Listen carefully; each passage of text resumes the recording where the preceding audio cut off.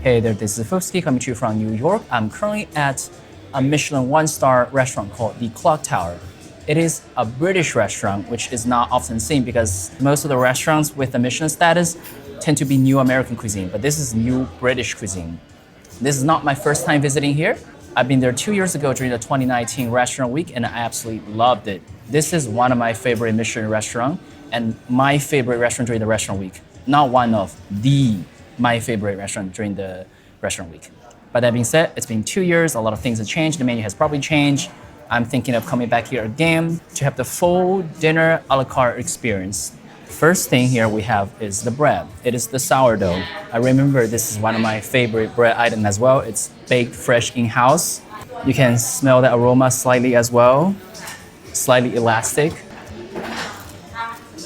Outside is slightly crispy. Inside is like fluffy and soft with a hint of those aroma here. A hint of butter or sour cream. Last time was sour cream, but this one looks like it's butter. The butter is super flavorful, super milky. It has a very smooth texture. Definitely one of those better breads. Okay, now so moving on to our appetizer. This is the first appetizer, crab cocktail tart. Oh, as you can see, it is on a beautiful piece of tart right there. There is a tart at the bottom, and there's some shredded crab meat, some dill. Is that a shredded radish, maybe?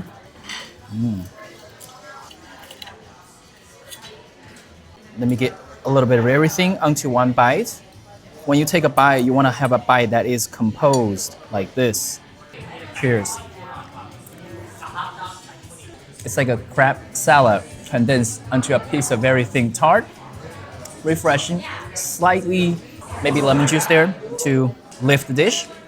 The crust is very thin, very light.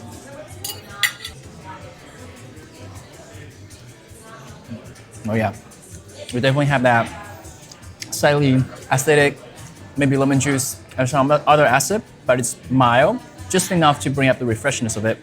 Moving on, the next one, we have steak tartare. So it is raw beef tartare at the bottom, and you have a crispy thin chip and some drop of different sauces on top. Okay, let's get into it. Ooh, I see. The chip is very thin and crispy. You can break it with a fork, and now you have that tartare, as you can see here, and the color looks very good. Okay, I'm gonna have a composed bite like this with a bit tartare, a bit chip, and the sauce on top.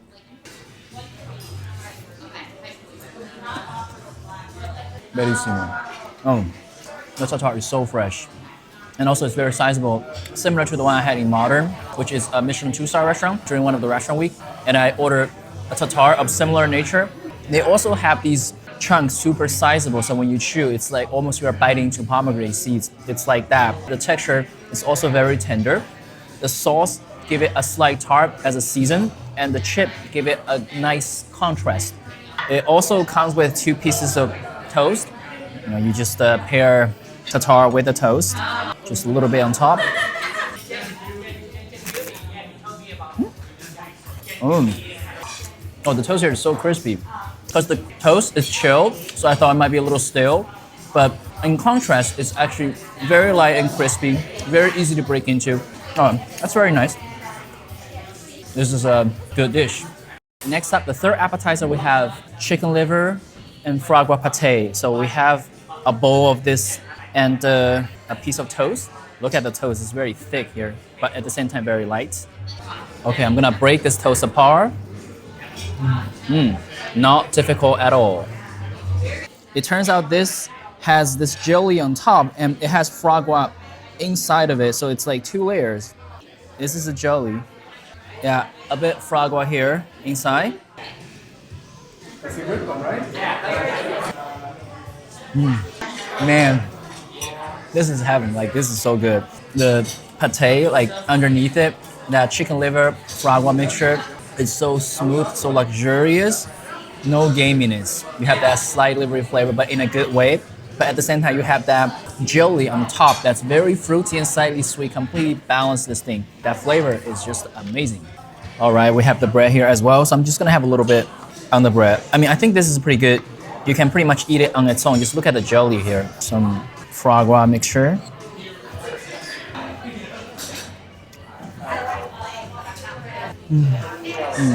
The toast is so soft and fluffy, but at the same time slightly brittle on the outside. So this thing, either on its own or paired with the toast, perfect.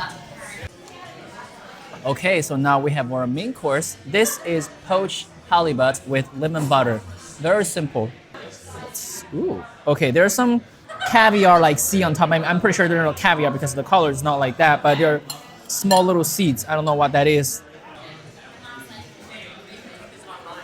The fish is slightly flaky, not mind-blowing to be honest. The butter sauce is good though. These little seeds are not caviar, but they pretty much taste like yuzu. So small citrusy yuzu-like seeds that pop in your mouth that give that acidity to lift the dish. Oh, this is a very nice touch. But the fish is... Okay, so now we have the showstopper, the most anticipated dish. This is beef Wellington. I don't have to explain that, right? Well, I'll say that certainly looked very good. The beef is very tender. Oh, also this. Oh my God, it is so tender, almost no resistance. Definitely medium rare. Oh my God, look at this. That casing. I smell something like, I don't know, mushroom, chocolate or something. I can definitely smell that umami here. That's certainly some good beef Wellington. First, the beef, right? Like the flavor is very good, medium rare, like the tenderness is very good. Second is that the casing surrounding it has a slight umami in there. It's definitely mushroom, maybe some bacon, so it provides like some complexity of the flavor. And lastly, the crust on the outside, savory, good. Now it's the time to try the mashed potato. It has bone marrow gravy in it. Look at this, oh, luscious. Oh, you actually do taste that little chunk of bone marrow here. Very gelatinous. The mashed potato itself is very silky. Not a ton of flavor by itself though, but that gravy does more than enough of a job to season it. Okay, so moving on, our last main course. This is shepherd pie. Well, it certainly looks very different than the shepherd pie that I know traditionally. It is a pie, right, with meat and stuff inside, but this is in this vessel, and I'm not sure quite what this is. Is this cheese or a potato? It has a slightly crusty surface, and all this, I can't even name it. I mean, it doesn't look like a shepherd pie to me, but we'll see, right? I can smell that meaty, tomatoey flavor from here though. The shepherd's pie basically tasted like a lamb version of bolognese. While it was very tasty, I made great bolognese at home myself, so this didn't wow me. Also, I didn't see how was this connected to the name shepherd's pie in both flavor and presentation, so it was kind of out of nowhere.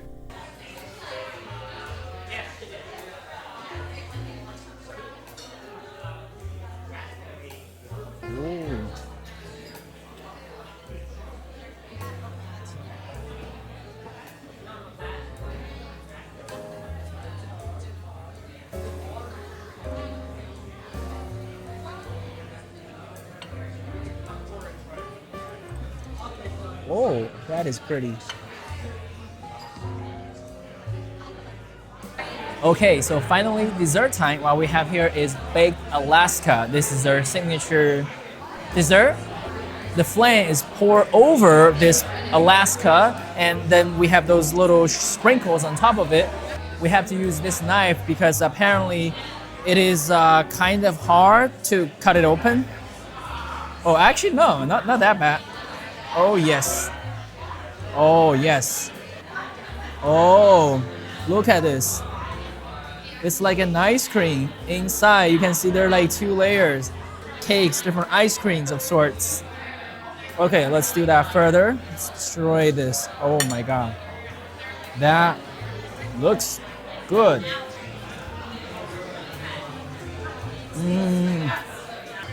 It is a berry flavor ice cream. The ice cream itself, I think it's like vanilla, slightly milky, but the outside, the berry is very fruity and sweet. Makes a nice contrast. And as you can see, there are also little other sprinkles, this little sphere on it. I think the little sphere is like a white chocolate bowl that pops with a crunch. It's very interesting, provides different textural contrast, interesting dessert, and also delicious. Very sweet and fruity. we have this beautiful toffee sticky pudding. I actually had a similar dish last time, like 2 years ago. The name was exactly the same, but now the presentation looks even better. The previous patisserie was from Modern when I was there 2 years ago, but this patisserie, the new patisserie, was from Parfait, which is a 3-star. So you can definitely see from the presentation, this is definitely a 2-star, 3-star presentation here. Okay, so we have this toffee with a quenelle on top, and this is the chocolate sauce. Oh, yes. Look at this. Oh, that is beautiful.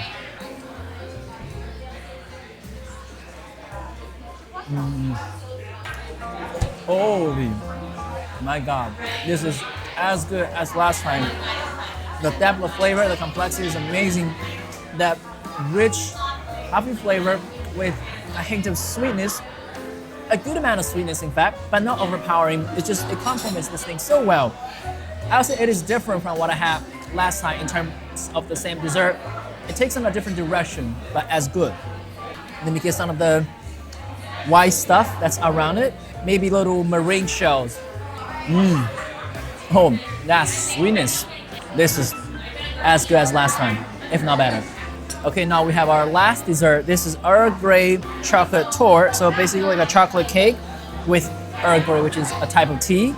Anyways, well, that looks very beautiful. We have this shape that holds this thing. Anyways, it's about to melt. I'm gonna break into it.